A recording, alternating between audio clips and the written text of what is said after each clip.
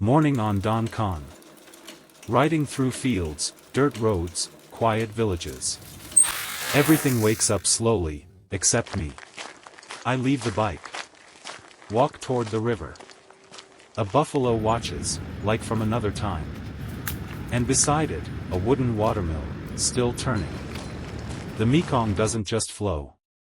It powers life. Li Phi. Not a waterfall, a force. The river splits into 1,000 arms.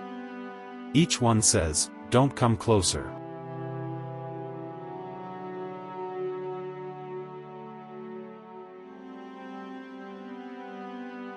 At the end, a boat disappears into the unknown.